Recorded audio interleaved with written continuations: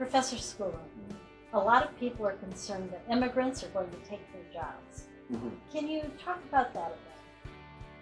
Well, consider first whose job is it?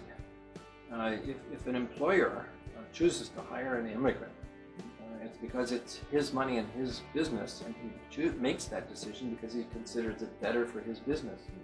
Now, competition is actually a very good thing we found in this country.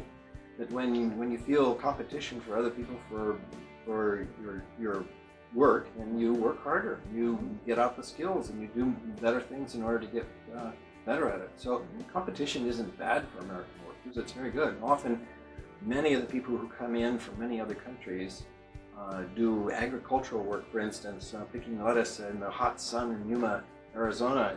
They do so because Americans just aren't willing to do that, and certainly not at the prices that they're willing to do. And if American businesses had to pay the price that it took to get an American out there to pick the lettuce, well, probably one, it'd be replaced probably by a machine, or number two, the lettuce would be so expensive that no one would buy it. True. We also forget that immigrants who come into the country are twice as likely to be entrepreneurs and create new businesses than Americans are. And they are the ones that have created Google and eBay and a lot of the great companies in America. Even Steve Jobs' father was from Syria, and we forget that a lot of the roots of our ideas, and for Austrian economists or free market economists, the presidents of Ayn Rand or Milton or Ludwig von Mises or Friedrich Hayek were all immigrants who came and contributed much intellectually. Albert Einstein contributed to America's defense. And so we forget that probably half of all public companies that have been created in the last 10 years were created by immigrants or contributed by immigrants. So we forget that they don't just come and take jobs, they create jobs, a tremendous number of jobs. If we don't allow them to come in, then American companies will probably have to locate abroad.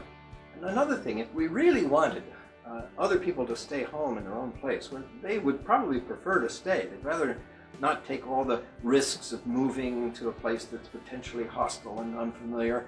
They'd rather stay at home. And we could just do that if we just lifted the trade barriers so that we could buy the sugar, let's say, from countries all around the world. That would be much cheaper to produce, but we have such trade barriers to protect American sugar industries that we probably cut off 2 or 3 times as much income that they could be earning as they get now currently from all overseas development assistance combined. Another thing that tremendously benefits those countries and other countries is that many of the immigrants who come here, they save, they work hard, they have a very hard work ethic, a very strong family values, and they send a lot of money home called remittances, which is probably 3 times as much as all overseas development assistance combined. In other words, they benefit a lot of those countries. Every country in the world is so eager to get barrels of oil. We even fight wars over it to get barrels of oil. And yet every country in the world has barriers up against people.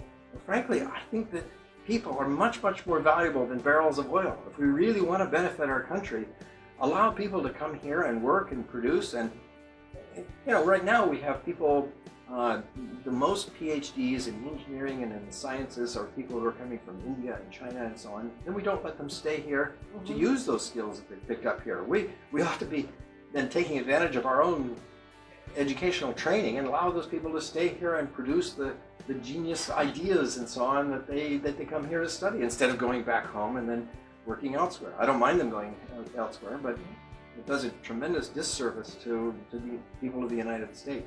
Well, that's right. I remember in the sciences where I was, the laboratory sciences, the immigrants were quite hardworking. Actually, I think that's why there are so few Americans today in the laboratory sciences, because the immigrants are just willing to outwork us. But then, like you say, we give them the training, and then they have to go back, and we don't get the benefit. It's crazy. Yeah, and it totally ignores the most fundamental idea: who owns your life? The employer owns his money that he creates in his business. It's his choice. who to hire. And he's going to make the choice that's best for his company, and that's the best for the American economy overall. If Americans have to work harder because they face greater competition, that's always been good for America.